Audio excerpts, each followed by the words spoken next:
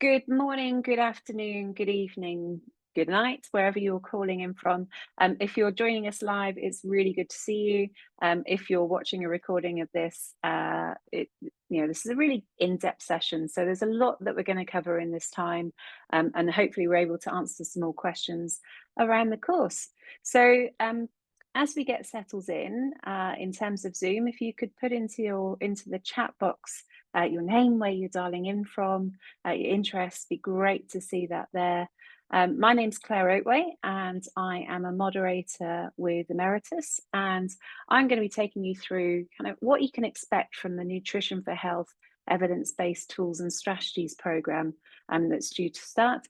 As you can see, we're joined by Dr. Federica Amati, and we'll be going into a little bit more context as to her background and what the program's going to cover. But let's just check in. If you guys could message us to let us know that you're there, let us know where you're dialing in from. Please make sure that you're using, you message everyone along the way so that we know that you're involved. Brilliant, thank you. Hi, Emma. Really good to see you, Tim. Really good to see you as well. So you're an old bloke from the edge of Greater London. Fantastic. Interested in nutrition generally, interested in nutritional health from a personal perspective. And I think this is a course that's very attractive to a number of different people and professionals, whether you're coming at this from a medical or clinical background or from a position of interest or perhaps more holistic healthcare. This is a very clear evidence-based approach, and you get exposure to some of Imperial College's fantastic research and a really diverse range of people dialing in, including from mainland Europe in Switzerland. So let's dive on in. So as I mentioned, I'm a moderator from Emeritus, and we'll have a bit more of an introduction to Federica as we go. But Federica is a medical scientist and public health specialist, very involved in nutrition with a pedigree both in terms of academic involvement, but also in terms of some of the globally leading companies like Zoe. And I'm sure that she'll bring more of that to the table as we go. The program here, in terms of what we're going to cover for today, we're going to give you a little bit more of a dive into Imperial Executive Education and what you can expect from this business school and the health school there, but also just a dive into the program as it goes. For today, please do make use of the chat box and also the Q&A to put forward any questions that you may have. Federica, unfortunately, is booked for the second half from past the hour, so we really want to squeeze out as much value as we can. So please keep the questions coming. We'll cover a lot of the detail in the slide deck, but also you'll have had some pre-reading, some additional content that describes the course and how it goes. Good. And it's fantastic. There's such a range of people that are on the call here with very high degree of curiosity in the topic, and I can see that you'll gain a lot. So about Imperial Executive Education, as you can see, it's part of Imperial College London, and so it is a global leader in terms of science, technology, engineering and medicine. It's the medicine aspects that I'm most familiar with, and truly a global leader in terms of innovation and also application. The number of spin-outs that come from Imperial College is truly impressive. And if you are joining the course, you'll know that Imperial College ranks second worldwide in the World University Rankings and has very strong online MBA programs. So you are joining a school that understands the needs of professionals and executives, that really develops courses that kind of have that intellectual rigor, but also are very pragmatic, very ready for application. I can see we've got some queries coming through. In terms of reading, Tim, in terms of pre-reading, there's a course brochure that describes the outline of the course.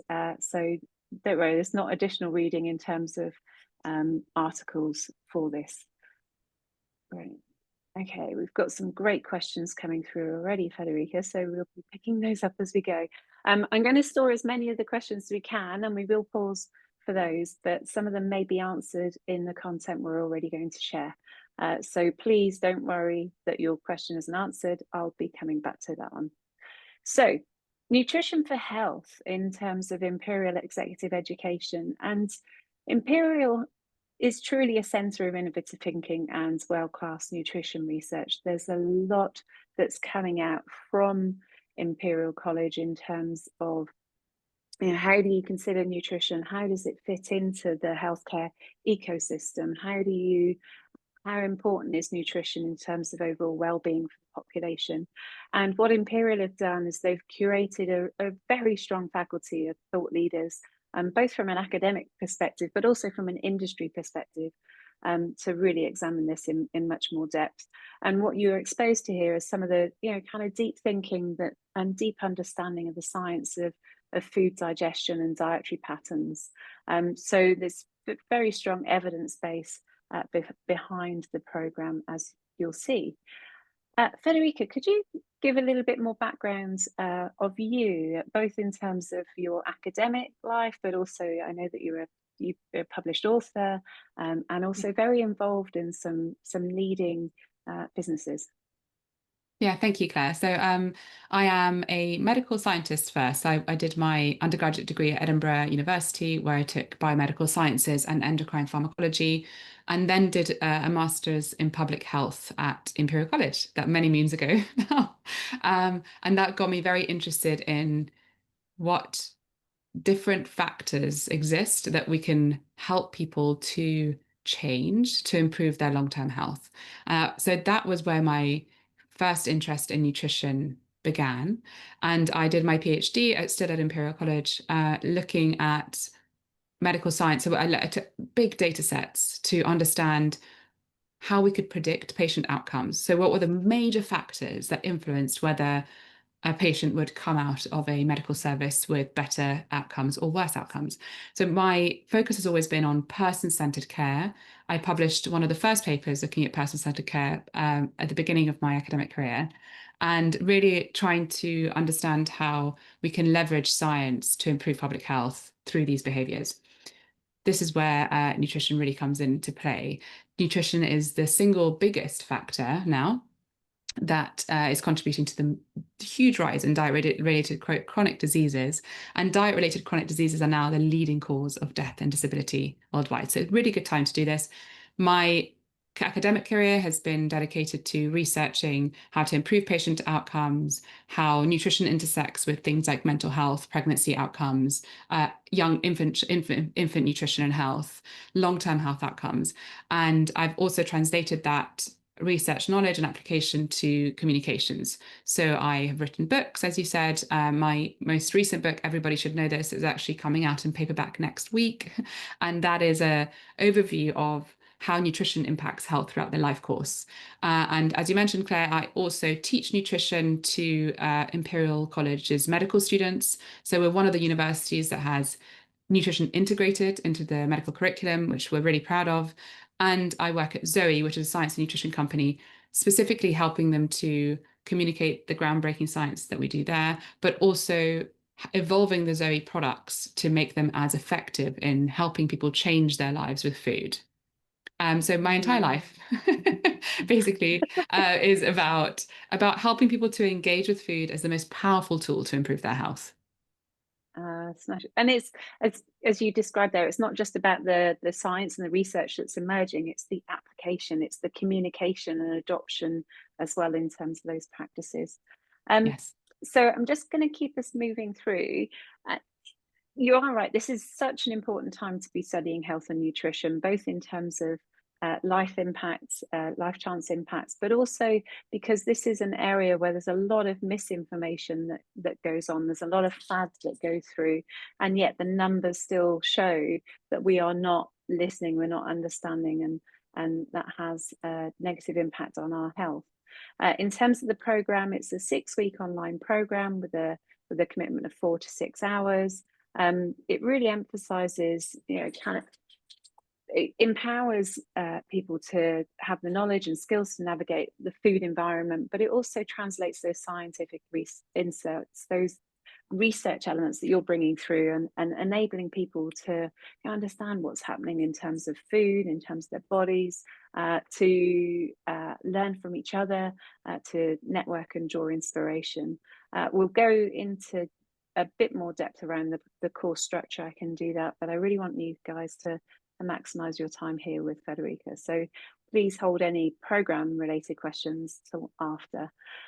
In terms of key takeaways, you'll be able to analyze and explain how specific nutrition choices impact your well-being right the way through to how do you acquire tools, how do you make this become part of a lifelong journey for you, so that you can make food a really powerful ally for long-term health. So who's the program for, Federica?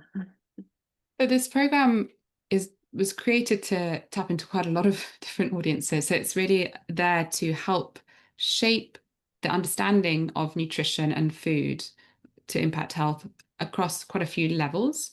So I have a public health background, as I described, and I bring in a lot of the learnings and science in public health and policy, which could really be helpful for someone who perhaps looks after others. So whether you are a business owner or perhaps you are managing an office, for example.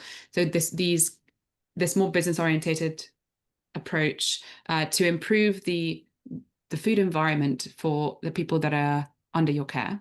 It's also helpful for medical professionals who perhaps didn't have the nutrition education that is in place now, and who want to have a really good overview of the science, but also of different policy levers and the food environment and how that affects choices. Because as you mentioned, a lot of people don't seem to be following guidelines, but it's not because they don't understand or can't listen. It's because of the structural issues that actually make it quite tricky to engage with the advice. So how can we help navigate that? How can we help break some of those barriers down? And caregivers and health enthusiasts, of course, as well as people who are just interested for their own health. The program combines a number of different factors, as you can see here, and again we'll go into that a little bit more detail. But I wonder if, while you're here, if we can dive into the program curriculum to describe the content that's coming through. So yeah, so the curriculum is really broken down to have a slightly fresh look at nutrition. So answering some of the questions that have come through, actually. So that we do go into the science of nutrition and the real foundational pieces of information about digestion, how food is broken down. But that is really quite a small part of this course. So unlike Stanford's course, which is brilliant, and Professor Christopher Gardner is a friend and a colleague, that goes into quite a lot of detail for some of the pathways, how things are broken down. This has a general overview in the science of nutrition, but really quickly moving into beyond macros and micros. So beyond that traditional view of nutrition and looking more at food synergy and how dietary patterns help to shape health. So not just how protein is broken down, but like actually really thinking about this at population level and in a real life application. So what is it that's going to make that difference to your health outcomes?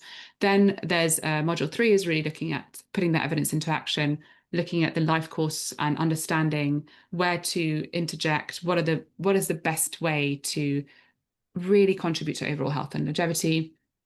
Then there is a whole module on health washing and policy trends. So really taking a spotlight to how food marketing, advertising, and some of these blockers that we've spoken about in terms of food environment have an effect and what we can do. And also understanding which policies exist around the globe and which seem to be working well. So if someone who's taking this course is in a position where they're able to influence policy, for example, a really nice overview of that. And then life course nutrition is its whole own module. I'm a big believer that understanding the health through the life course really helps us to engage with the changes that are occurring in our body and how we can best prepare for different parts of life and different times of life as well, whether you're looking to conceive, for example, or perhaps you're recovering from illness, or there are specific times where we can really make an impact with nutrition to recovery and to long-term health. So that's what Module 5 is for. And introducing the insights that we have, a lot of the work I've been involved in at Zoe, looking at gut health, how the gut microbiome helps to shape a lot of this as well. And then the final module is really looking at the future. What does the future of nutrition look like? What are we moving towards? What are the sort of big new areas of research that will likely shape how we help to change people's diets and how we help to improve health through food. So it's brilliant to see that people are interested in courses like the Stanford course. It is a different approach and very complementary. So if you're in a position where you can do both, that's great. But that's how I would say that this differs, is that just that it's really combining my backgrounds in public health, medical science, and nutrition together. So it's not a traditional nutrition course, let's say. Thank you for pulling through the references to alternative courses. We had a question earlier in the chat which says a lot of the course seems to already be covered under the Zoe program or podcasts. How is this different? Well, I'm glad to hear that, because of course I'm quite involved in how in the communications we do at Zoe. So the way that this is different is that it covers, for example, the underlying science of nutrition and digestive. Like this, module 1 is something that we don't often cover in the Zoe program. But looking beyond that, a lot of the policy, public health picture, and life course nutrition, I would say those are very different to the content that we provide in Zoe. So it's again complementary. Of course, a lot of the, as I said, a lot of the work that goes into Zoe is something that I'm involved in. But it's the two complement each other. This is much more targeted at helping with giving you the tools to then implement. Zoe has a brilliant educational platform, and I would highly recommend the app is amazing at helping people along the way during the day. But this is really about giving the learner the toolkit for them to then apply in their own work or in their own lives. And of course, this has the added benefit of having certification. So if it is something you're doing for your own development, business development, or your own personal growth, it does have a qualification, as long as you can finish all the work that we set you, of course. Of course. So kind of this empowers you to examine not just for yourself, but also for any groups that you influence, whether you manage your family environment or if you're the carer for others, but also kind of dives into the context in which we are living modern lives in terms of the policy decisions that are there. And it's been developed to include a number of different frameworks as well. Yes, exactly. So these are all included. So going through these frameworks and understanding them is part of the course. And these are just some of them, but it's very useful. So even the ABCDE assessment is a very practical clinical tool that we use during nutrition consultations. I should say I have a clinical role as well. And this is something that we teach here in this course, so that you can apply some of this knowledge to yourself or to your loved ones if helpful. Then the DOHAD hypothesis really underpins a lot of the work that has gone into understanding life course nutrition and how exposures in the womb affect long-term health outcomes. Going through food labeling systems, super important to understand, because it can affect choices in the supermarkets, but understanding how they're created, how to read food labels. Mediterranean diet comes up a lot because it is the most well understood, most well researched dietary pattern. And so, yeah, the evidence pyramid also really important. There's a section in the course that helps learners to understand how to evaluate evidence and how to ask questions when we see something online. If you see an Instagram post or a headline that seems too good to be true, how do you understand where to look, how to find the evidence, and how to make your own critical judgment of whether that headline or that post is actually rooted in evidence or not. So hopefully that's also really important nowadays. There's so much misinformation online, especially in nutrition. A very small percentage of a material posted on social media is actually evidence-based. So I hope to be able to help people navigate that a bit better with this course. We've had a couple of questions come through, so I'll take those now. in the Q&A, we've been asked, can you please share the name of the podcast, the app just mentioned? Was it Zoe?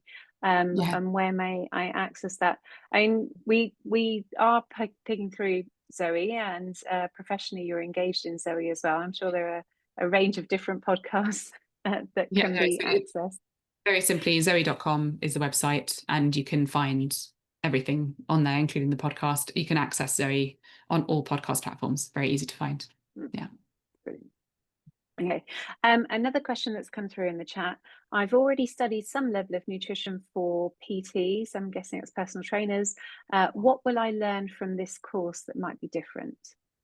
Good question. So yeah, again, this course is much more than understanding macros or understanding recovery or hydration. So it's more than understanding the formulaic basics of nutrition. It's has a much broader lens in terms of public health and the structural determinants of health. And it's also got a narrower lens in understanding the more novel metrics of health, such as the gut microbiome, and understanding how, for example, metabolic health is impacted by time of day that you eat, or whether you've exercised recently. So it's more nuanced.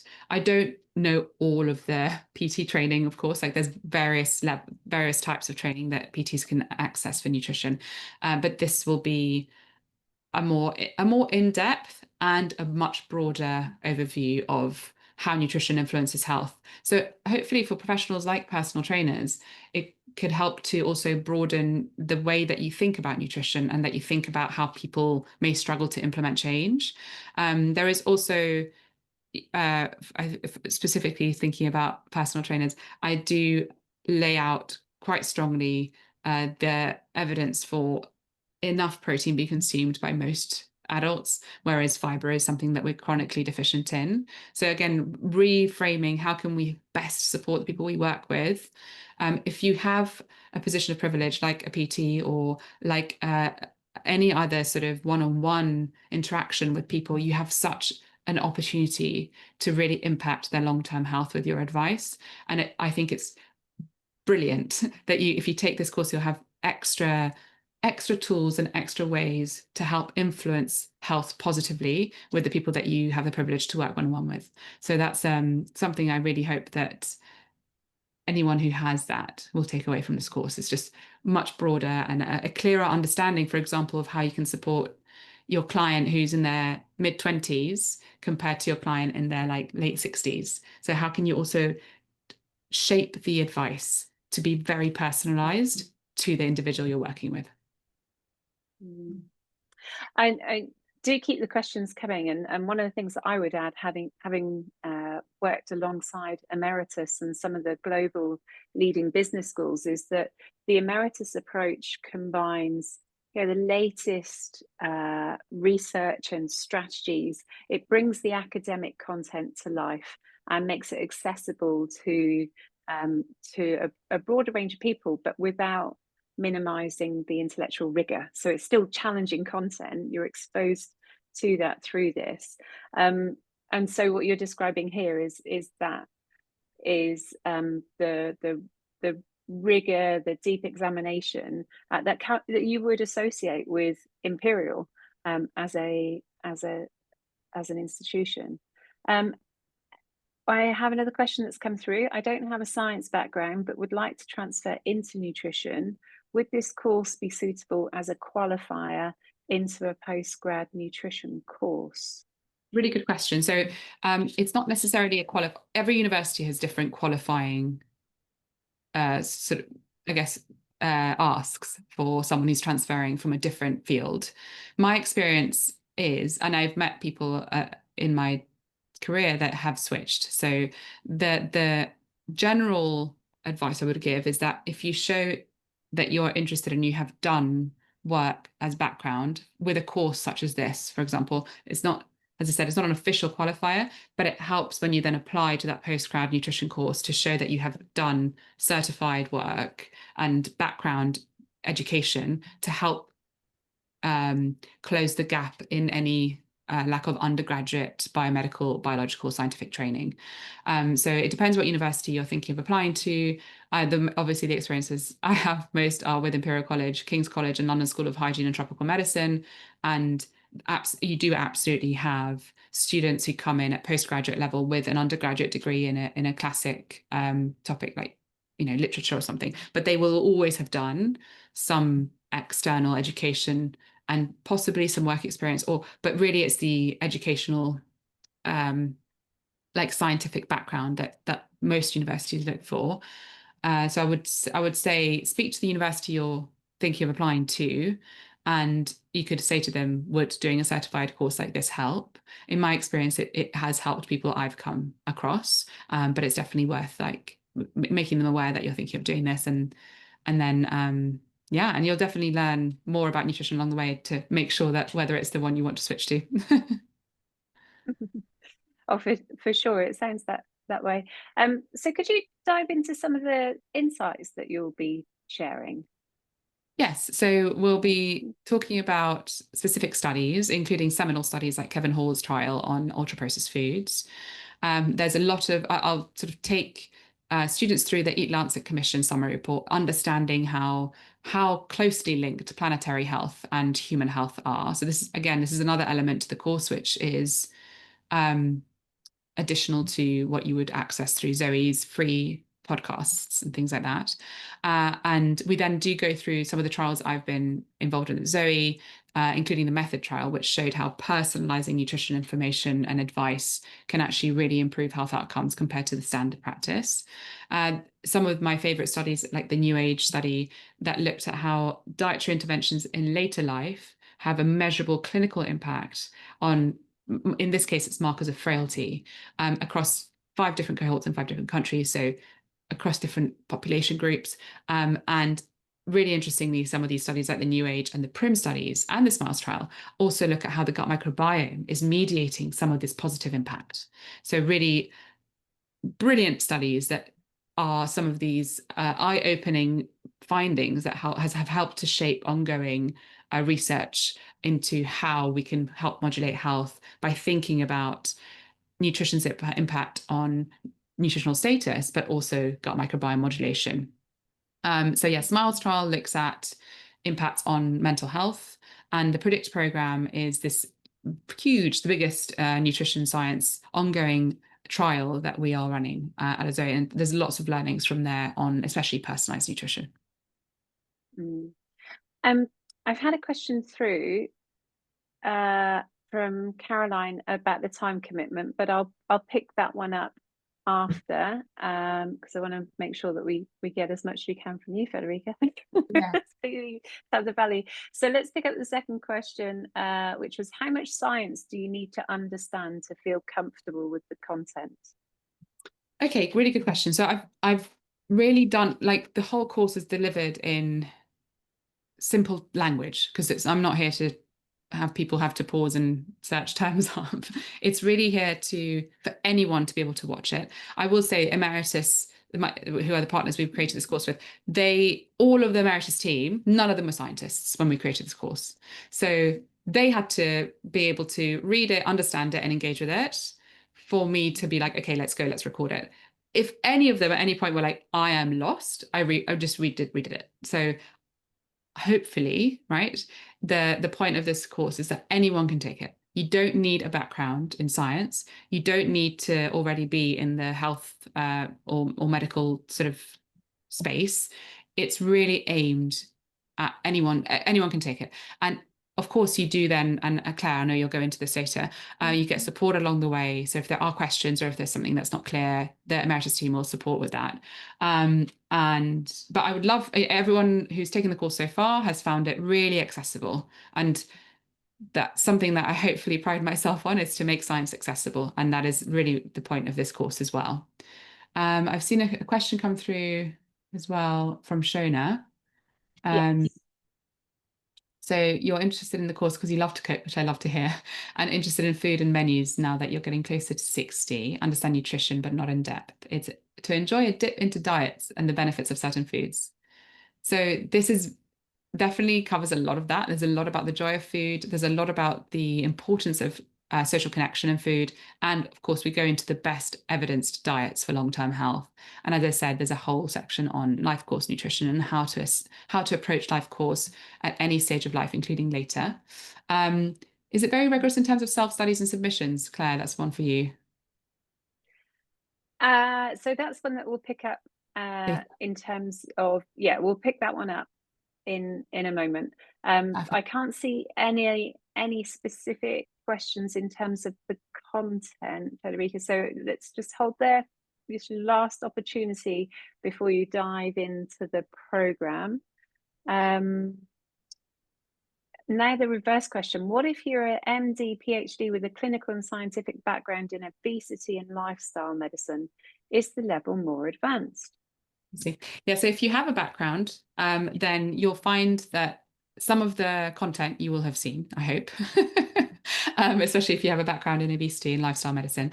But as I said, the public health lens, clinical application, personalization, and novel metrics is something that you likely won't have covered, or at least will find interesting. And but again, the language and the delivery is still there to be accessible and approachable.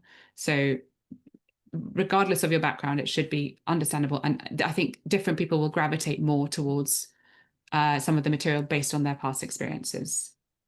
Course based on the food Wonderful. by carbs feature prominently. Is the course based on the food pyramid? No, as I said, Sylvia, the course covers all of the best understood dietary patterns. So there is not one food pyramid that is the main feature of the course. We cover a lot of different evidence-based and evidence-based diets. So Oh, yes. wonderful. So brilliant. Here you go. Well enough. So Federica, thank you so much for that deep dive in terms of the content. I'll now cover some of the logistical aspects. I'll probably go back a couple of slides so you can see what's involved in terms of how the program is organized. But we really wanted to maximize the opportunity to, you know, be upfront and personal with Federica, and to ask these questions. So thank you so much. It's been really good to meet you. It's been a pleasure. Thank you so much. Okay, so I'm going to just quickly take us back a few steps to here. This will answer a couple of the questions that have come through. Caroline has asked how much time will be needed to complete the assessments beyond the time commitment of the course itself. I'll need to fit this in around my job and family responsibilities. So the program itself is 6 weeks. It's online. Typically with Emeritus, the content is released 1 week at a time, and that's intentional to hold you as a community, really, as a group of learners together, so that you can engage in the discussion boards. You're able to bring through some live content, what's happening in the world, if there's new evidence on TikTok that you can critically evaluate together, for example, or the new books released, that will be included there. In terms of the learning environment, you'll experience a range of pre-recorded content in terms of video content, recommendations in terms of reading. So those might be academic articles, they might be articles from the general media or trusted media, especially. You often have the support of a program leader or direct support from the faculty, and those are your chances to just go in a little bit more depth. When I moderate particular courses, for example, we will take stock of what we've been learning during the week. We'll pull through some of the content and apply it to different situations.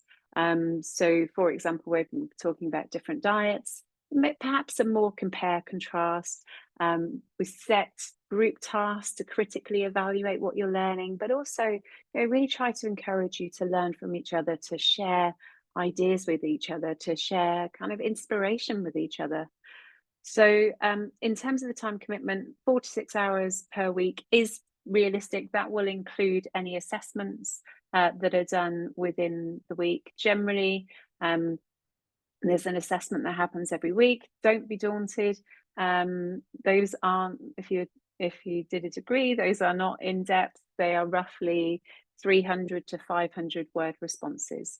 So it's a chance for you to reflect on what you've learned and to provide your understanding or sometimes you might have a case that's explored in a bit more detail, and we're really looking for how you apply the knowledge that you've learnt.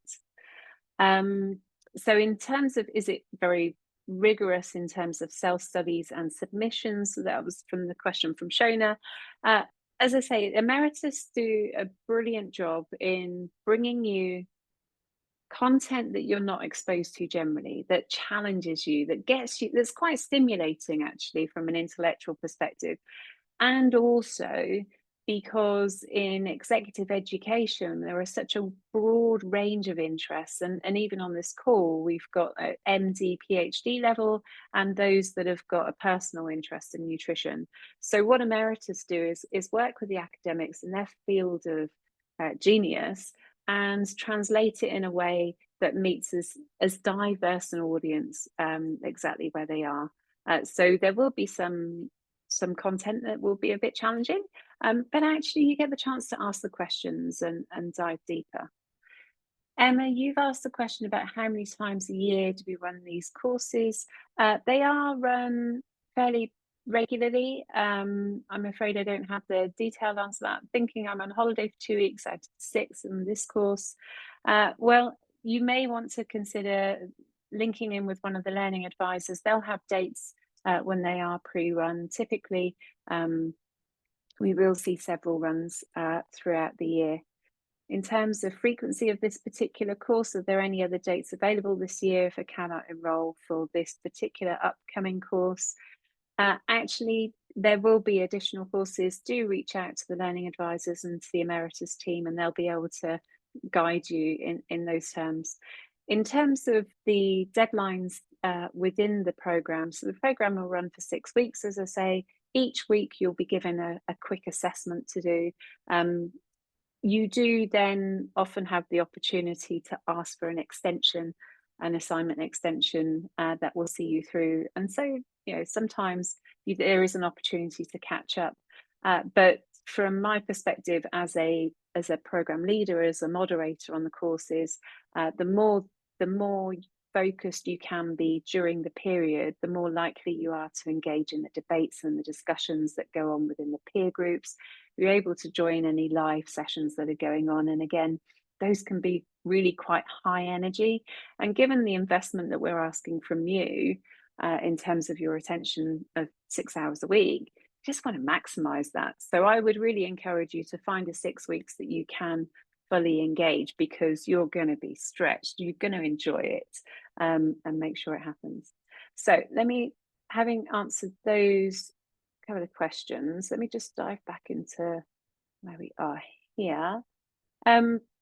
So upon completion of the programme, you'll be awarded the Imperial Executive Education Certificate of Completion. This is a verified digital certificate that you can use on LinkedIn or in your portfolios. For some people, the certificate is really important because it's a gateway to other learning or career success. For others, it's the joy of learning and really examining. I always encourage people to push through for the certificate, given the amount of energy and time that they invest in the program. And actually, it's a very impressive, well-known brand in terms of Imperial College. So this is a strong addition to your shelf or to your CV or wherever you go.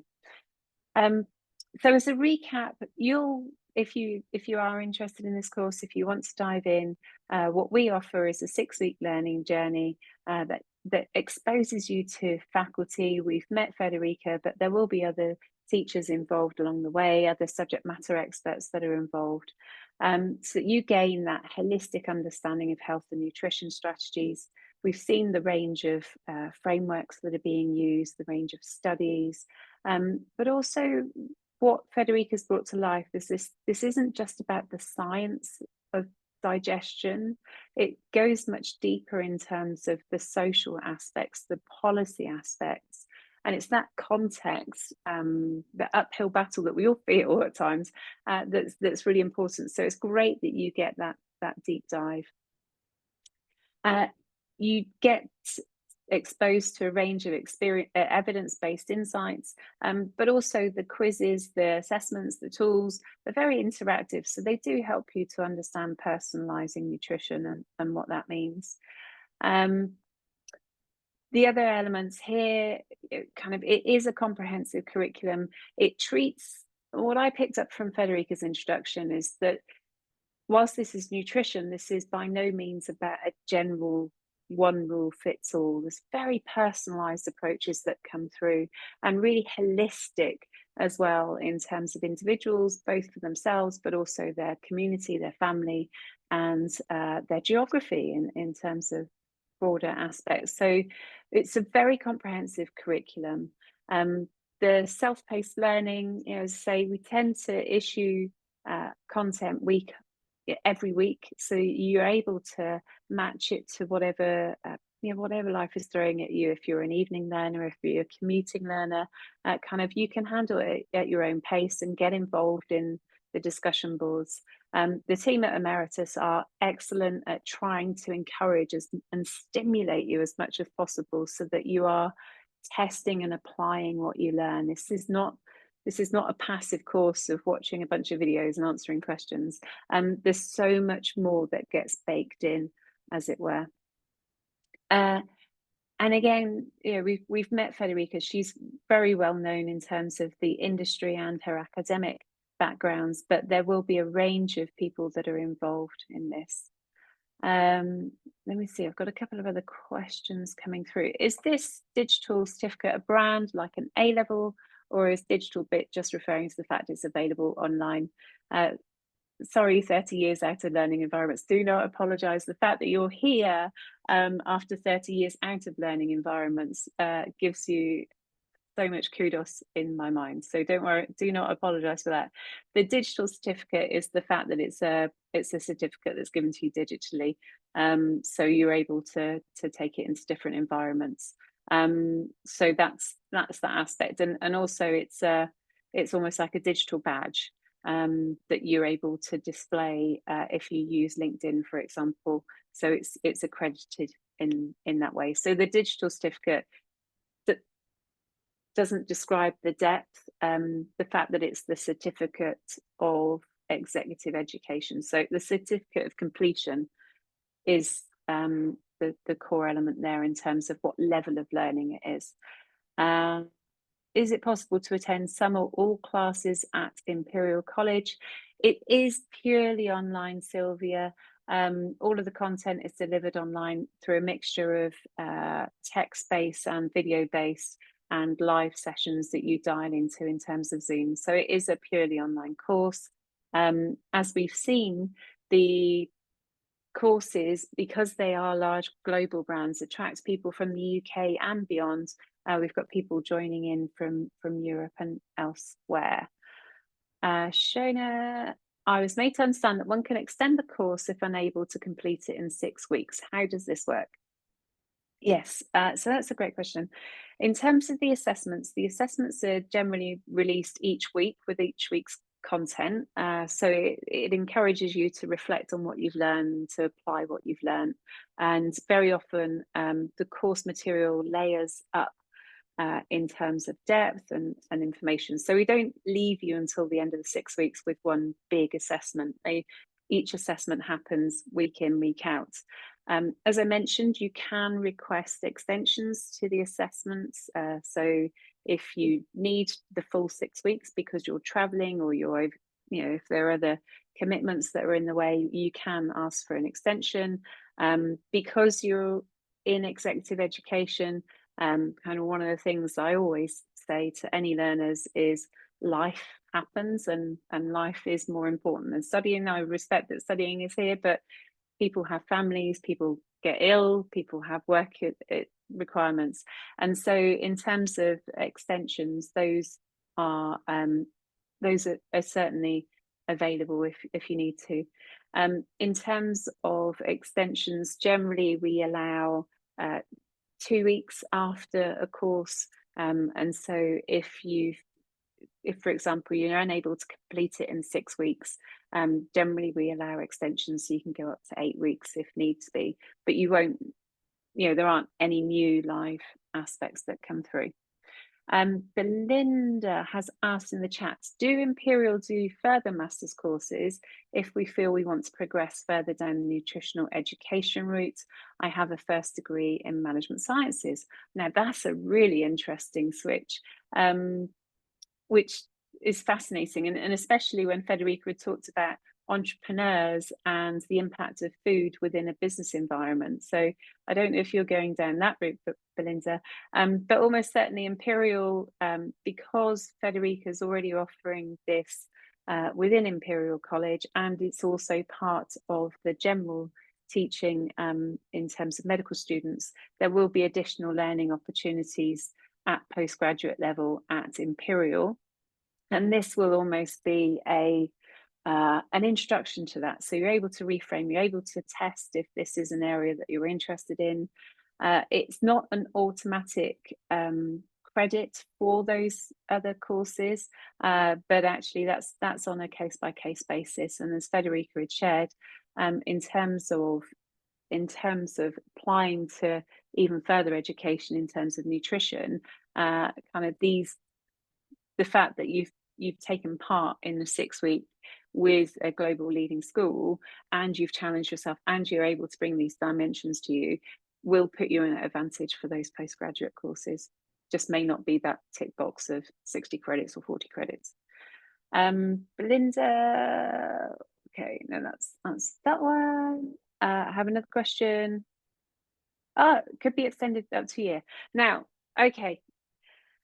Shona has asked, the person in Emeritus had said the call could be extended up to a year. When you access the Emeritus course, you're given access to the content for a full year. This is really important. So Shona, thank you for raising that as an issue, because sometimes you just have so much content, and sometimes there's additional reading, and sometimes you want to take the 6 hours a week to 10 hours a week because you're so engrossed and so involved in the content that's there. Now, what I always recommend is go to a good level, because the content is available for a year after. You're able to dive back into it. You don't have, if for example, you're exploring one of the frameworks and going into depth there, but actually that doesn't quite work. You've experimented with that, you've applied with that, and you want to go back to the others, you can go back to those. But in terms of the content of the course, each week it's released, each week we hold you in the space, we provide the community, we provide the challenge, we provide the input. That continues week in, week out. If you are going for the certificate will need to be, or the assessments will need to have been completed kind of within a period of time that doesn't take a full year, but the content will be available in the full year. So Shona, please let me know if I've described that and answered your question. But yeah, we will have access for a whole year, so you will get the chance to dive back in. And certainly in my field, especially in terms of leadership, people want to be able to take the content and then be able to apply it within their own domains. They want to share it with other people, and you can refer to that. So the next steps in terms of the application, you have got these QR codes here. You have been invited, and you can apply online. Thank you so much to Sneho's put into the chat a way to link with an advisor to learn more. If you want to speak to somebody on an individual basis, there might be something that you don't want to cover in a group context, or you want to dive into. There's a link that's been shared in the program here so that you can apply for the program. Now, I just want to double check in terms of the chat. Belinda, I want to combine coaching people with nutrition education. Much of what impacts people is nutrition based and impacts all walks of life, from general health, fitness, mental health and health span, as well as longevity. Fantastic. Good. Yeah, I think kind of there's a really strong purpose that is relatable, I'm sure, to many people on the call at the moment. And given the outline that we've shared today, there's a lot within the course that can support you there. Emma, if we are adult learners, availability may be challenging. Yes, and I think that's one of the benefits of joining an online course is that you can um, pace according to that. So you may have different commitments in terms of work or in terms of caring commitments, especially. As I say, the content is released each week. It's up to you in terms of how you progress. The deadlines are generally the week after when the new content gets released. Let me just make sure I've answered that. Oh, when you advise, sorry, Emma. Yeah, when you advise this group learning, what kind of format is this? So in terms of the group, in terms of the community, generally the learning is like an open book assessment.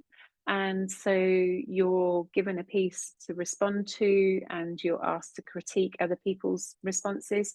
So it's like an online forum, online discussion board. So throughout the week, people will be dipping in and out on that. Then generally, there's often a weekly session that is moderated by someone like me that holds you back. It kind of gives you a bit of a recap and a deep dive, or perhaps brings through different news or different application, so that it's a bit more lively, so that you feel connected in. So that's what comes through.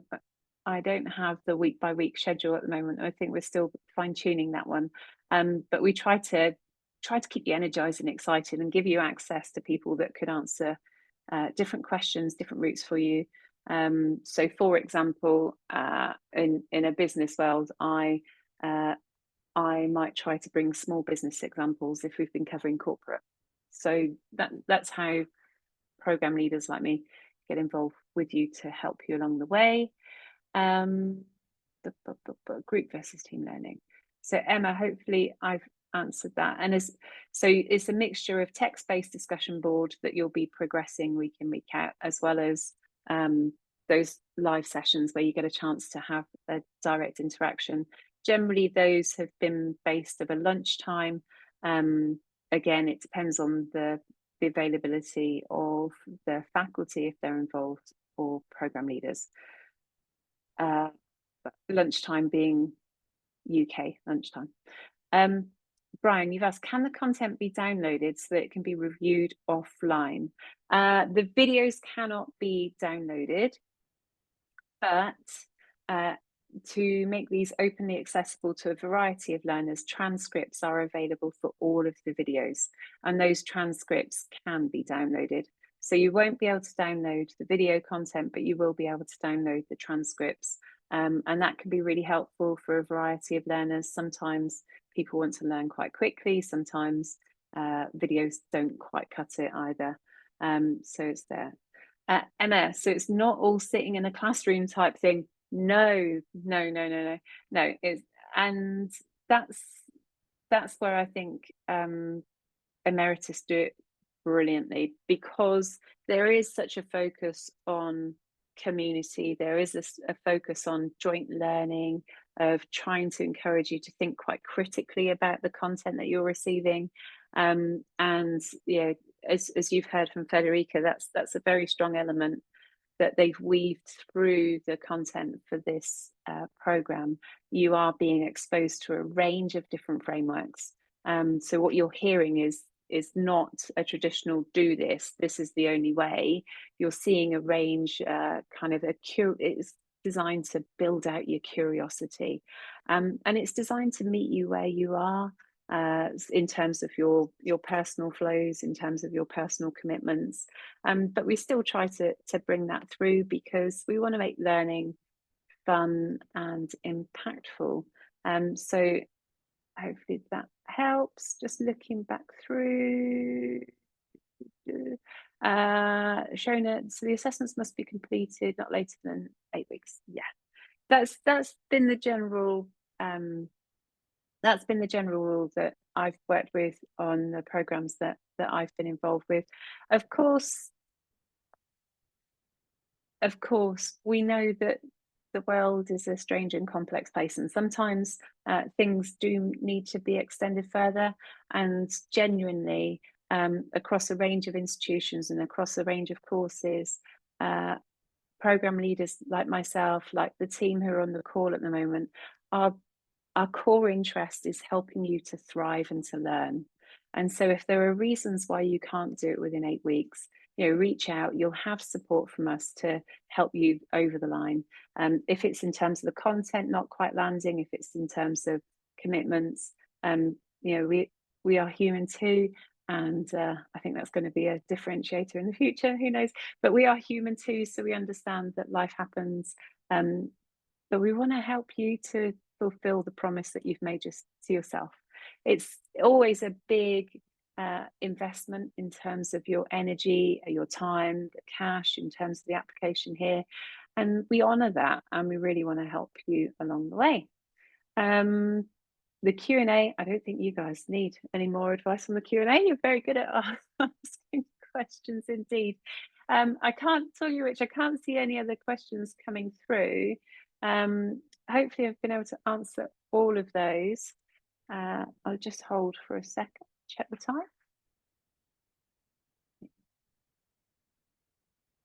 Will we be sent a link as day for each session? And if you can't make it live, is that when we can view transcripts rather than see the live session? Linda, that's a really good question. In what you will receive are invites through email. I'm guessing you've had an email invite today, but also when you sign up, they call it Canva, the learning environment. But when you sign up, you'll be able to access via the website your calendar. There'll be links there. The orientation will take you through to make sure that you understand how that works. Don't worry about that. But one of the things that's there is a link to all of the live sessions. That will give you a reminder of the times and dates. It'll also give you the Zoom link so you can click on it through the website. Also, that's where we store all of the live sessions. The live sessions are all recorded. We pause the recording for group where we put people in meeting rooms and groups because that's really dull house. But they are all recorded there so that you have a chance to dive in when you're able to make it.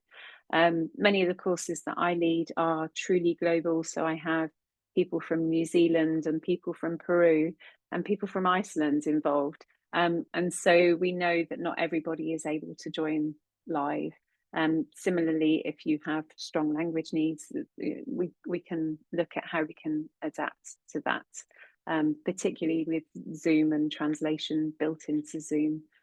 There are ways that we can help. In terms of if we can't make it live, is that when we can view transcripts rather than see the live session? I don't know that there is a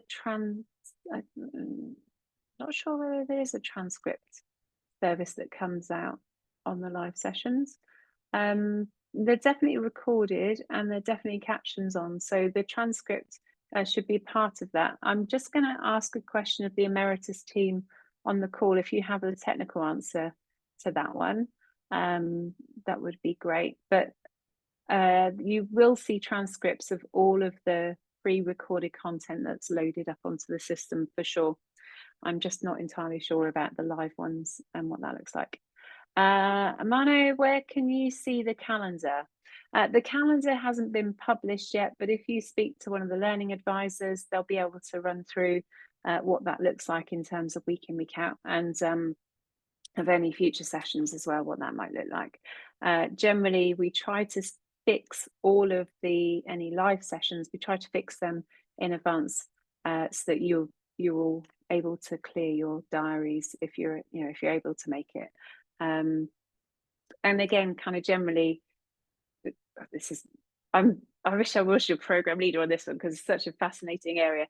But generally, program leaders will dive into the Q&A, the discussion boards, and will tailor the weekly content based on what they're learning. So if you aren't able to make the session, make sure you ask the questions, and they may try to deal with it actually in the live session without you being there. So do see us as part of the overall team.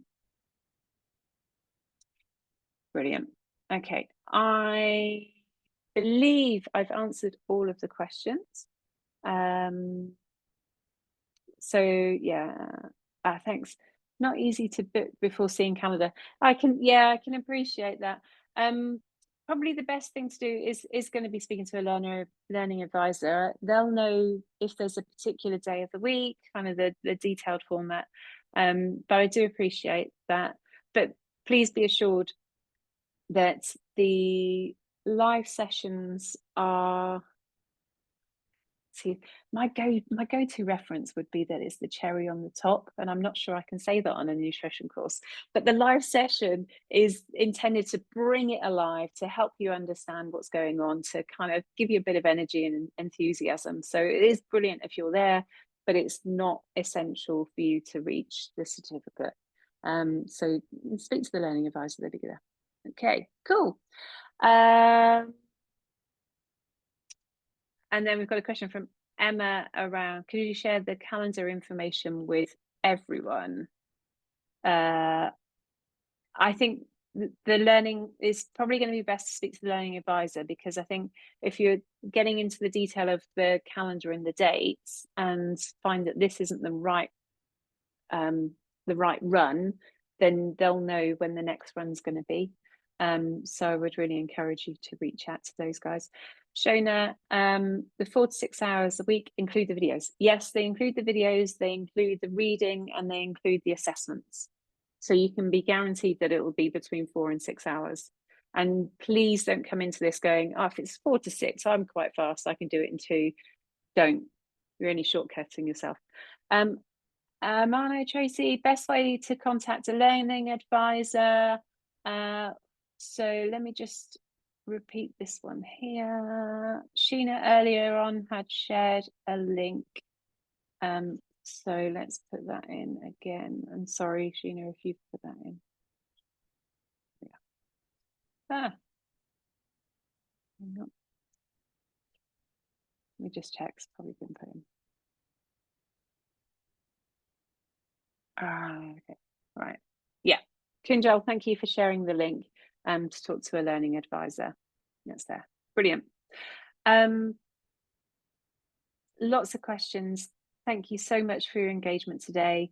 It's been really insightful in terms of the questions that you're already asking, and how we can make sure that the materials are as up to date as they can be.